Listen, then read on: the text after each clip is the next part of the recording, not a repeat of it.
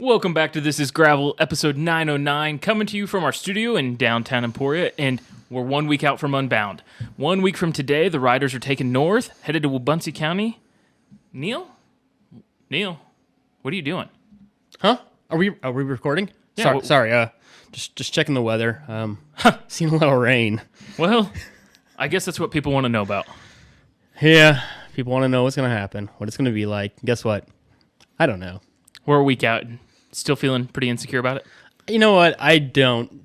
You know me. I don't trust the weather apps until it's like the day of, and even then, sometimes they've been wrong, especially here in town. And big important thing for everybody when it comes to weather is to remember that the course does cover a 200-mile section that goes over an hour, driving-wise, an hour north, which is about 60, 70 miles north of Emporia. It could be raining in one part of the course and not on another part of the course. You don't worry about it. Just come and ride your bike. Well, speaking of all of that, it is really a long time out.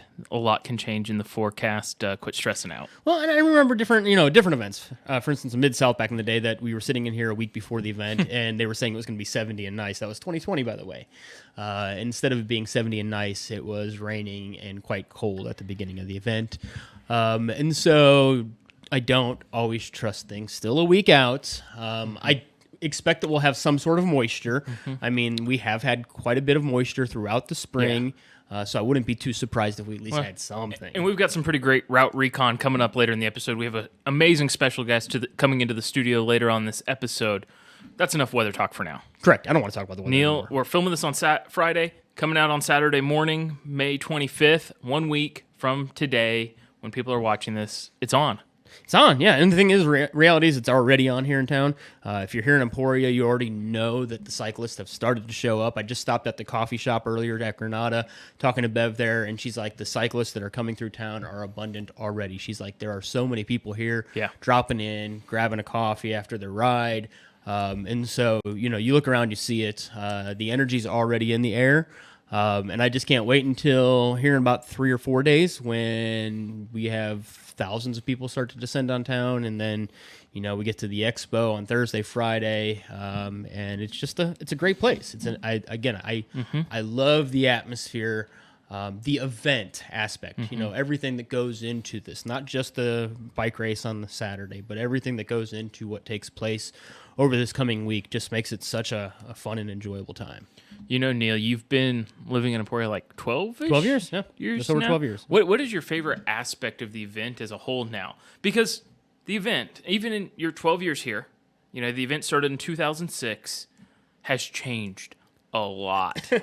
Because you remember the early days of you try to get here for the 6 o'clock riders meeting on Friday night, and that's when the event started. Yeah. I look back to my first year. My first year was 2014, riding the 100, which was called the half pint back then. And riding the half pint, yes, it was so important. You had to be there at the riders' meeting. You couldn't miss it. Everybody was really, really making sure that they would get there. I think there was a 4 o'clock and a 6 o'clock meeting that was taking place at the Granada. And it was very important for every single rider to be there because there was so much information that was poured out through that event there at the Granada. And yeah, it wasn't, but only a few years later, really. I look back to, I think it was probably 2017, 2018, whichever was the first year of the XL. And riders starting to show up a little early. I remember riding with the Yuri 1 year on a Tuesday, which was kind of like the first event ride that year. And it was like, whoa, we're having a pre-ride, or a group ride on a Tuesday. Yeah. This is crazy. And now these group rides are taking off, and there's so much going on. And again, I love just seeing people. But I guess favorite aspect when the weather's nice. Man, I love being down at the expo. Yeah, because it's just buzzing. And the thing is, you get to see so many people. This year, I'm going to be working at the Tailwind booth like I did back in 2022, and it was just cool to get to stand down there Thursday, Friday, and interact with so many people, meet people, make connections, build relationships. I mean, there are people that I met at that booth and during that expo that I still keep in touch with on a regular basis, folks that we have good conversations with and have become really good friends just from hanging out around the expo together. We talked to a lot of people that have watched and listened to the podcast this week. My question for you, standing around the expo booth, have you ever been asked for an autograph? No. Okay. No autographs. Pictures, yes. Me either. Autographs, Not no. me either. And I'm probably not going to sign one. I was gonna say I wouldn't sign an I will autograph. gladly, if I have stickers in my pocket, I will gladly give out stickers. Let me put it this way. I'm not an autograph person. All right. Worked radio in Chicago before in the past. Have encountered many very famous sports athletes. Never once have I asked for an autograph. It's just not like, why do I want your signature on a piece of paper? Well, what am I going to do with it? This is weird. Just taking like It's just not my sharp thing. turn here, but my thing is on an autograph. Like I came from the media business too. That's where I started doing production work, and like it's ingrained in you so much that you do not. And it's a respect thing of, you're neutrals when you're kind of behind the scenes with each other and you get exposed to those people. But if you see me down there, I'm going to try to have a pocket full of stickers. So grab one of those, say, hey, tell us you enjoy listening or tell us you don't enjoy listening. Who knows, But yeah. Fine, we can take it. So your favorite part is hanging out at the expo. Yeah, I like hanging out with people. I like meeting people. You know me. I mean, you've gotten to know me. Like I say, I've been here in Kansas over 12 years. I like the relationship aspect. I love getting to know people. I love getting to build relationships. I love talking to people, whether it's in person or if you've reached out to me through social media, you know that 99.9% of the time I'm going to respond, and I have no problem, answering questions, having those kind of conversations. I enjoy that stuff. And so I always look forward to those aspects of the event. And I like the fact that we do have some of this, local knowledge, that we have got to, ride some of these roads, have experienced these roads, whether it be this year recently or in years past, and can be like, hey, for instance, like we talked about on the previous show, going and riding Christie Road could be an interesting one. And as we find out from our guest that we talked to a little bit later today, interesting road, and so there's some nice things that we have, I guess, as locals that I like to be able to share some of that information just to help people. I want to see people come to this event and succeed. I really don't like seeing people come here putting the time, the energy, the effort, the money into doing this event and then failing because they didn't know something. Yeah, especially something simple. Yeah, and if I have the ability to answer the question, I can answer the question. Yeah, that's exactly how I feel. I've done so many different things in the course of my time being around Unbound Gravel that I really have a hard time dialing into what my favorite part of the event is. I think right now, assuming it's not like 110 degrees at the expo, I look forward to hanging out there, probably doing some interviews with a lot of vendors and stuff like that, getting to talk to people, seeing the new product. Because in my time with Unbound, I started doing live streaming of the finish line, photo, video stuff. Like the first live stream was in 2012. Like 12 years ago, we did the finish line live. So like so many things that have like tied me up on race day, to media coverage, to taking crews of people out on the course with me to get the photos and videos that honestly, this year I don't really have any of that planned. Yeah. Like, and I'll say that now, like, probably don't come looking for many highlights from me Sunday morning after the race. I mean, there are so many media teams with so big of budgets now that even Lifetime, I mean, with their Grand Prix series, they are going to have highlights out within 48 hours of the finish, and they're bringing a helicopter. Yeah. Like, you just don't play on the same levels as when we got started doing the show 9 years ago. So I look forward to making the personal connections this year. The last 2 years, I've been in the bike shop working in there, and I got to talk and meet a lot of people in there. But this year, I'm free range. I can go around and talk to people. If people want to go have a coffee, let's go get a coffee. Yeah. And that's the thing, like, for people that are coming into town, like, take the full opportunity to enjoy every aspect of what is going on while you're here. Whether it's the small town Emporia vibe that is out here, where everybody's, for the most part, very friendly. And, there's a lot of friendly shop owners and other people that you're going to get to interact with. Take advantage of that. Go into some of the small locations, support them. Do understand that when you come to town, some of these places are probably going to be a little bit overwhelmed, even though they know that you're all coming. We're not used to having 5,000 extra people in this town that are all looking for places to eat downtown and drink downtown. And not to call you out too much, but your math is flawed. On 5,000 riders. racers, yes. riders coming to town. 12,000 people. Yeah, and we're a town of about 22,000 people on any given day, and there's not usually near that many downtown. So, yeah, give some grace and respect to people here, and they're going to try to do the same. So I know everybody's super tense.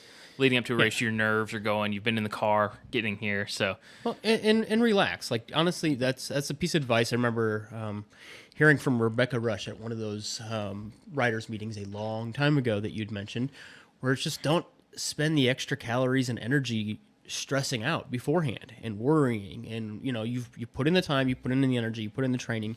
Hopefully you have a plan already in place for your race day, whether it's the morning of or it's your nutrition stops, your sag stops, everything else. So don't constantly spend energy and calories just sitting there worrying, fidgeting, stressing out. Spend some time on your feet, enjoy the expo. Don't spend all the time on your feet. Like I say, go sit down, grab a drink, grab something to eat. Go back to your Airbnb or your dorm room or wherever you're staying at. Take some time off your feet, because whether you're doing 25 because that's your limit, or you're doing 50, or you're doing 100, 200 of the XL, you want to conserve the energy that you have so you can do One thing I will say is when you're here, make sure you're carrying a water bottle with you, putting the fluids in you ahead of time. Those couple days are critical.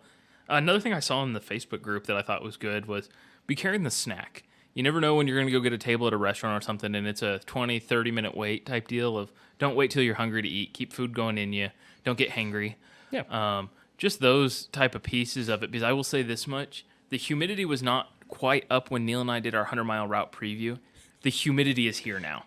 In the last week, the AC is out here in the studio. You can see us kind of glistening on camera today. It's toasty in here, but the humidity's here, and that's a whole nother level of sweat. I was going to say, the humidity has really peaked up for sure in town. I went for a run yesterday, and the sweat was pouring because of the humidity. And I've walked out the house a lot of mornings and been sweating pretty quickly. That is something, especially on race day, don't forget to hydrate from the get-go very early on, because I've seen many people over the time of doing the event that they get out there and the energy and the adrenaline and everything is going on and they're all hyped up, and they haven't even started hydrating themselves until an hour and a half in.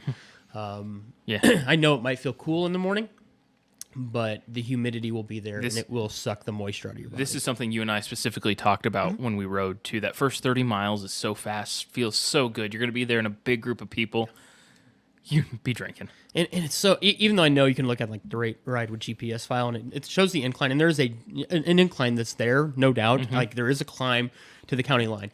It's never much more than 1% here or there. I mean, occasionally maybe you're going to get a little bump that's going to go up for 40, 50 feet, not too long, not too hard.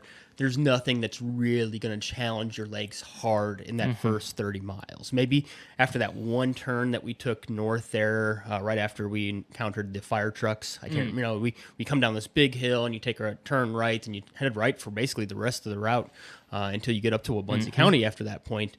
But that would be the first and only hill that threw any kind of punch at us, and that was still 22 miles in. Yeah. So you'll be good, but make sure you get the fluids going in 100%. Early in the day. Not to do too much more route recon on this, because there's some good stuff coming up in this episode, but we're lucky enough to have a special guest join us. Yeah. So Dan Hughes needs no real introduction if you know the history of the sport at all. 4-time champion, winner of the first event back in 2006. So without further ado, here's Dan joining us. Well, welcome to the studio, Dan. Great to have you here, 4-time Unbound gravel champion. Yeah, thanks so much for having me. It's an honor. Well, here we are. We're closing into Unbound Gravel Week in Emporia, Kansas. This is coming out this Saturday. A week from today, the race will be going on. What are your thoughts, going into the year 2024 here, and what you've seen with Unbound? Well, having been there at the inception in 2006 and having just 34 of us there on the starting line, it's pretty awe-inspiring to see what an event this has become, and to think that what started with a bunch of us standing in the parking lot of a hotel is now a world-class event, drawing riders from significantly strong riders from all corners of the world, is super encouraging and gratifying. Yeah. Could you imagine, just looking back to 2006 for a moment, that group of 34 could become over 5,000 riders here almost 20 years later? At that moment, definitely not. I think we were all, I know for my part of it at least, I was just trying to figure out if I could ride my bike that far. 200 miles seemed like a really long distance, still is. And I was out there to just kind of challenge myself and scare myself, quite honestly. So in that moment, no, it seemed like a crazy thing that not too many sane people would do. But when you get out there and you're out in the Flint Hills, and I've said this for a long time, I feel like the Flint Hills, Kansas, they literally and figuratively blow you away. So the more I've done it, the more obvious it's become that it's an amazing an event to test yourself. And I firmly believe that in a distance event, as long as it's long enough, you go through some highs and lows, and you come out the other side transformed. And so from that group of 34, I bet you had 30 evangelists that went out and spread the word of how awesome this was and how great it was to be out there and be the only person within 30 miles at some point. And even though there are 5,000 people in the event today, I feel like those moments still happen where you feel like you're the only person out there. So, Well, and you talk about like the evangelist side of spreading the gravel word and whatnot. And the big thing that like I take away is there's several of those people that went out and started their own events. Absolutely, type deal, the Corey Godfrey's type deal. yeah, the Rebecca Rushes, Yep. Everybody came. And I know for Rebecca's part, and she's been open about this, I think the very first year she came, she didn't want to come. She was kicking and screaming. Her sponsor made her come. But she had such a great time. And obviously the community is a huge part of that, embracing the event. And then she went home and thought, you know what? I have gravel roads where I live. We could do a similar thing. So it's on one hand, no, I didn't think that it would grow to this. But on the other hand, I can see why. So one of the main reasons I wanted to have you in here is we've been paying a lot of attention to the forums out there, people asking questions and everything about the event. And there's a wide spectrum of questions being asked this year. It seems like a lot more questions. Maybe people just feel more comfortable asking the questions, which is good. But I think you just told us you had 8 top 10 finishes at the event. What would you tell someone that's lining up for the first time to take on this event? Well, number one, I mean, obviously you launch into it with as much training as you can do. You want to make sure your gear is correct. Figuring out the nutrition piece is a huge part of it. I've seen a lot of people that come into the event that have great physical fitness and their bikes are working great, and for some reason their stomach locks up and their day is done. So, but more than that, I think it's an ethos of always keep moving forward. And I don't want to get too metaphysical about it, but it's kind of an allegory for life. You have these highs and lows, and you just got to keep moving forward. So as long as you're moving forward and you don't stop and let that critical thinking kind of drop into your brain, I think it's doable for just about anybody. With a modicum of fitness and a little bit of luck. Luck plays a part, but make sure your stuff is squared away, and then go out there and remember that you wanted to do this. That every year I've done, I finished the 200-mile event 12 times, 11 times as a solo and once on a tandem. I've done the 350 once and said never again. And in every one of those events, there was a moment between mile 120 and 160 that I was like, this sucks. I don't want to do this anymore. It's not fun. I'm tired. There's still a long ways to go. And so that 120 to 160 is kind of the crux of the event for me. And every year I hope that some rock comes up and breaks my frame in half so I have a really legitimate excuse, And then once you get past that, you start counting it down, and you can start thinking, okay, well, we got 40 miles to go. That's a lap out to D Towers and back. I can do that. And it's a lot of it's mental. It's a lot of mental. Yeah. So I'm guilty about that a lot of times. When we rode the 100 here a couple weeks ago we're at Americus. This is just one, we do this as a training ride. We're just going home now. Those type things are just those stepping stones and counting off. Well, and Dan mentioned something I think that a lot of people don't really think about is the mental aspect of the training when it comes to 200 miles. I mean, we can go out there and we can ride 100 miles and okay, no big deal. We've done that before. We do that. We're familiar with it. We're comfortable with it. But 200 is not something we just go and ride on a weekend for fun.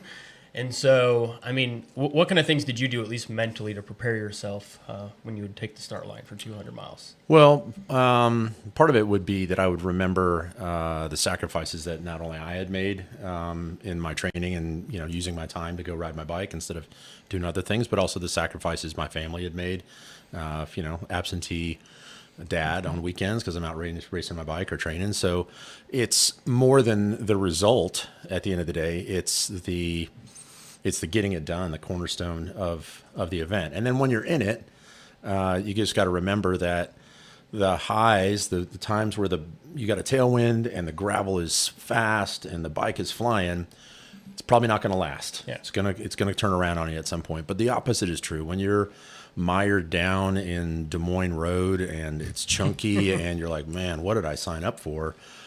that road section Yeah. will end at some point. You'll get back to civilization, get back to some gravel. So ride the wave. You mentioned Des Moines Road. It's one that we rode here a couple weeks ago. It's obviously going to be on the route here next weekend. You had the chance. You went out actually on a motorcycle yesterday. Yeah. What? Give us some course information. What did you see? What did you feel? Well, I want to be very clear up front. I made a terrible mistake. It was not a smart choice. I had a motorcycle last. This will give you an idea. I sold my last motorcycle and bought a mountain bike and the Steelman that I won the very first Unbound on. So we're talking at least 20 years ago. And side note, the Steelman is in the Gravel Cycling Hall of Fame, which is at 718 Commercial when you're in town for Unbound. So go in and see kind of some of the technology from the first year there. Yeah, the Frankenstein bike that was the Steelman, but it was fast. It was Yeah. a fast bike.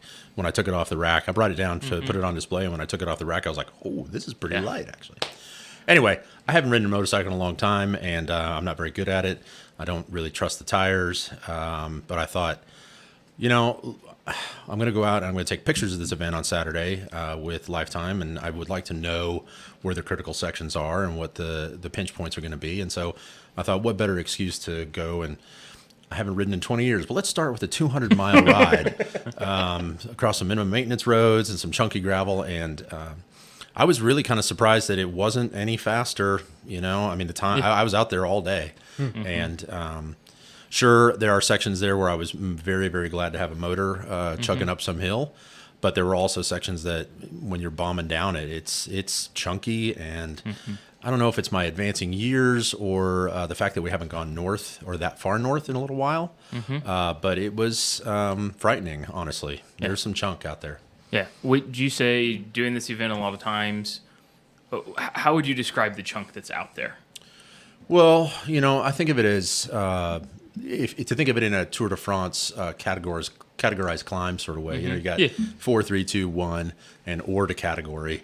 Or to category gravel for me is big rocks, no discernible line, big ruts. I think the weather patterns we've had so far this year have led to a fair amount of rutting out there. So when I rode it yesterday, there really wasn't any mud. There was like one mud section, but there was a lot of ruts and gnarly stuff that, especially if you're at the pointy end of the race and going 20 plus miles an hour and you come up over the top of where I actually crashed the bike yesterday on Christie Road, just came up over the top of a hill and the road just kind of dropped away from me. And I was like, whoa, and down I went. And if you're on the bike and doing the same thing and trying to gain an advantage and be at the front, it could bite you. So I think just don't let it all hang out, basically. Yeah. That's we had several spots with washouts and stuff like that. We noticed, that this is definitely a route that you've got to keep your eyes on the road. Like you look up and something's going to swallow you up on this route.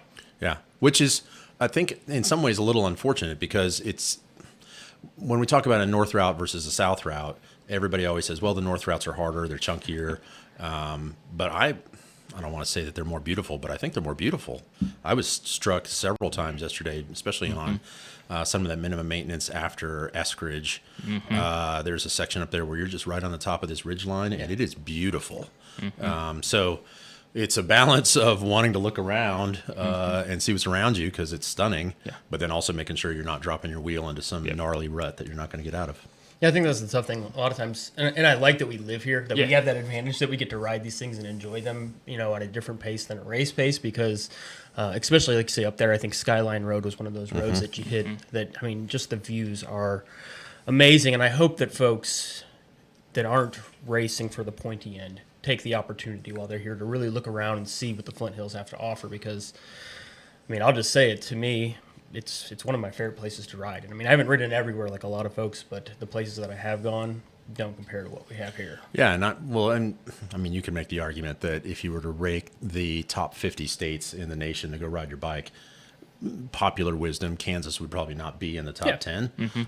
So people that aren't from here come in and they have this expectation of what this place is like. And that's figuratively where they get out there and they're blown away just by how beautiful and stunning it is. So kind of following up on that part of it, just showing it off to everybody. You're in a new role here with Lifetime, getting to tell the stories. How fun is it going from being the 4-time champion of the event to now getting to help tell the story and celebrate all of the others out there? Well, it's awesome in a word. My role is technically content specialist, but I've been pronouncing it content specialist recently. And I think it probably tracks back to years ago when I was able to be one of the first people to show up at the finishing line. I would stay at the finishing line because I wanted to hear the stories. I mean, that's part of the shared experience that everybody has when they go do this event. They come out, and sometimes you do it if you're, a super pro and you're doing it in 10 hours, or you're 12 or 14 or 18 or wherever you are.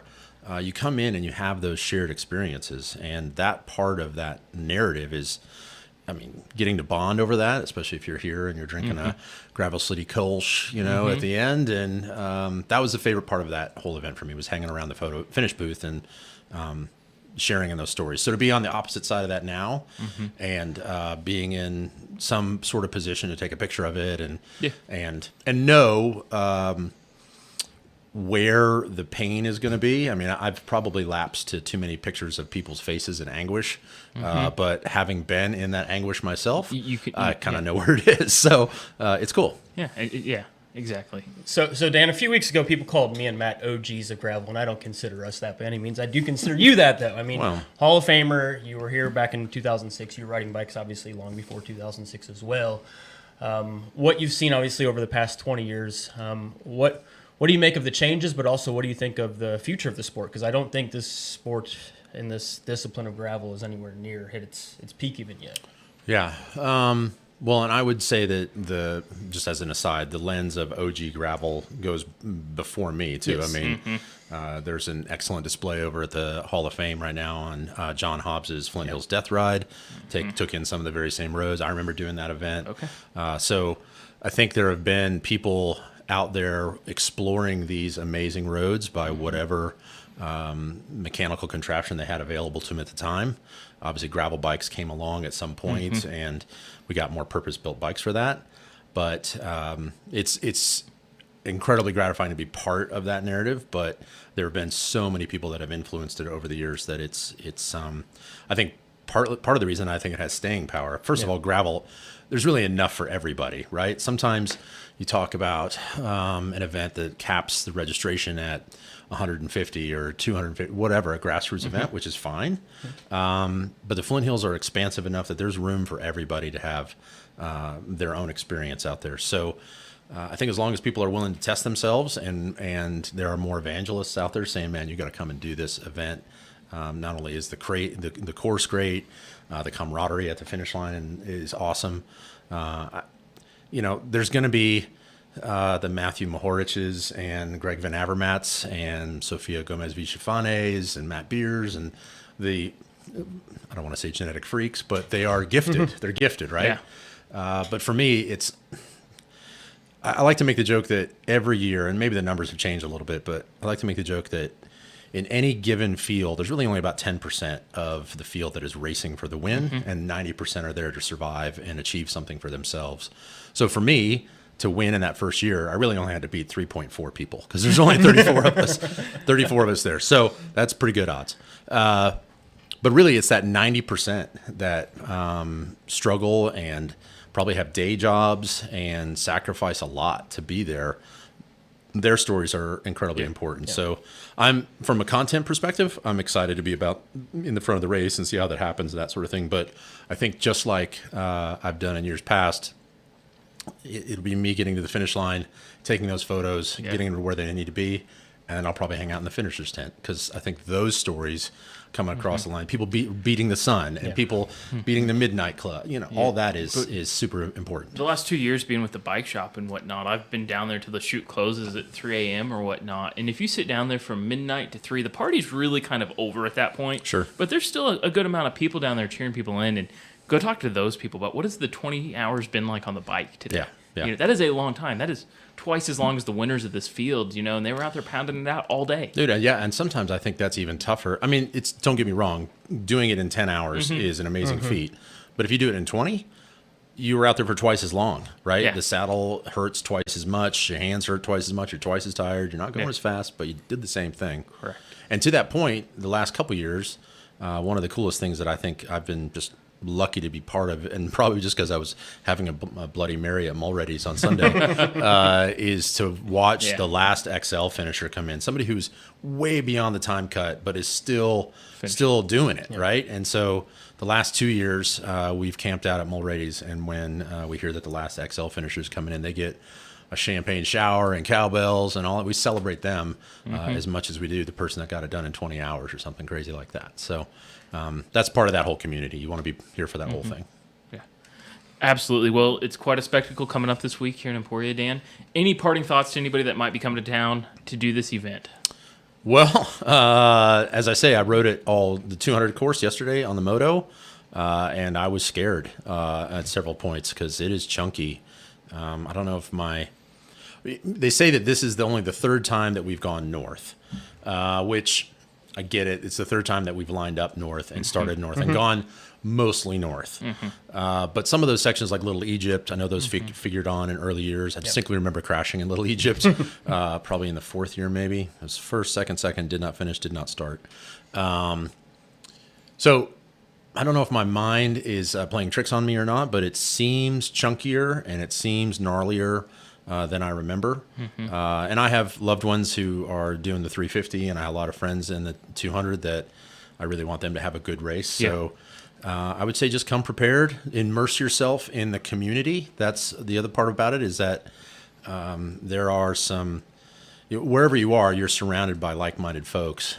There was a year, not to belabor the point, but there was a year when we were going south, there was a leg from Eureka back to Madison that was like 60 miles. It was like 50, 50, 60. And the third leg for that, whatever reason, was 10 miles longer than I felt it really should have been.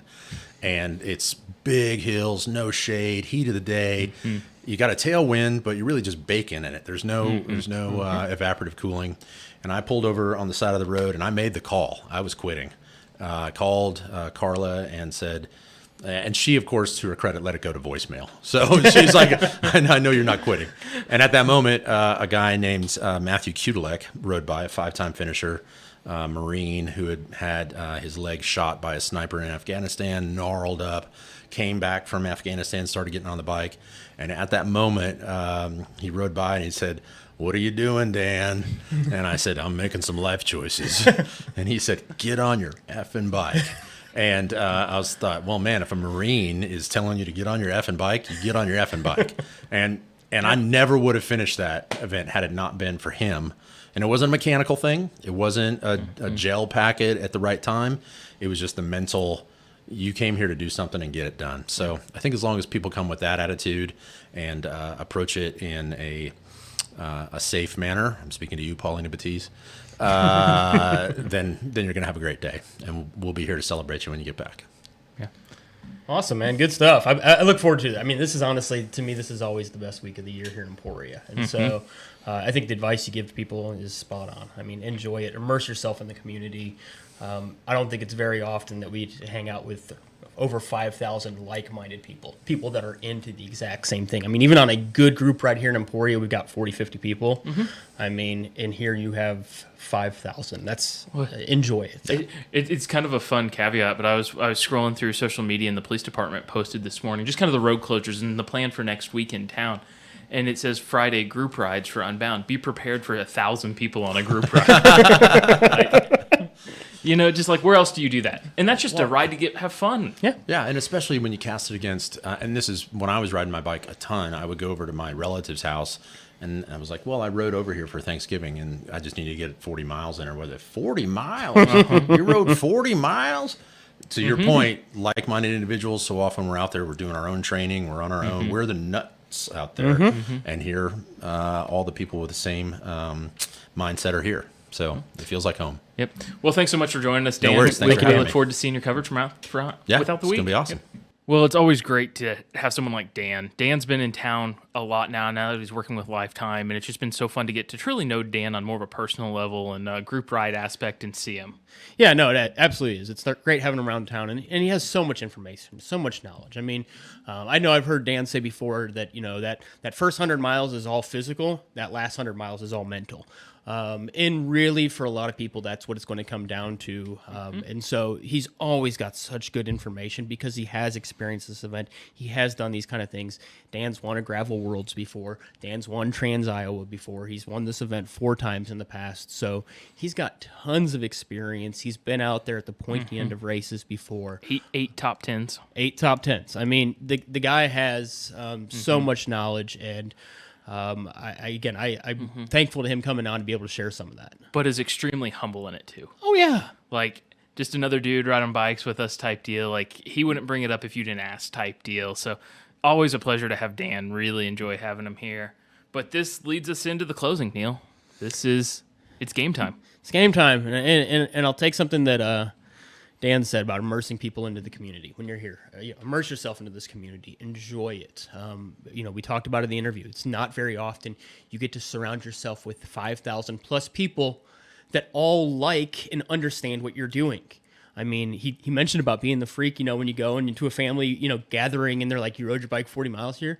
Like, that's me. That's you. When we hang around our family, when we hang around maybe friends that aren't cyclists, they're like, why would you do that? When I tell people that I'm riding 25 miles with my son, who's 10 years old, they're like, why are you doing that to your son? Like borderline child abuse kind of stuff. And it's like, no, this is something that we enjoy together. We like doing. He's the one that asks me to do this kind of stuff. I don't put any pressure on Lane. If he wants to ride, we ride. If he doesn't, we don't. And he wanted to do the 25, so we're doing it. But we're not going to encounter this many like-minded people together in one place, except for here during this week at Unbound. So immerse yourself in that. Enjoy it. Enjoy what Emporia has to offer, and make the most of your week here. 100%. My big things are relax, enjoy the event, treat everybody with grace, respect. Just because your day's going good, I mean, this is guilty of us when we ride together. We have bad moments on the bike at different times. Usually we're not feeling bad at the same time. So just understand you don't know what the person you're riding next to is going through, or the person you get caught behind on a hill. Treat everybody with love, respect. Make sure you treat your support crews well. Yeah, and even if you're riding with some friends during the event, you realize that. I mean, like you say, we ride together, and we just rode together here a couple nights ago, and there were some times where you were pulling away from me, and that was fine, all good. And there were some times that I pulled away from you for a little bit, all good. Like, we got to get through those dark moments. Those dark moments sometimes hit us at different places. It's when we stop talking. I'm going to say the biggest piece of advice, man, is just if you're going to face the dark moment, I don't care who you are, okay? Like, even the people that are at the very front, at the pointy part. I mean, Dan talked about it in the interview. We're going to face those dark times. Push through those. Those are the ones that you fight through that. You remember why you're here. You remember what you sacrificed. And you remember what's lying ahead. It's that finish line. And so, yeah, it's going to get dark, whether it's rainy or it's sunny, whether it's windy or it's hot, or whether it's just a beautiful day. Because you know what? You might just get a fantastic, beautiful day that is perfect to ride.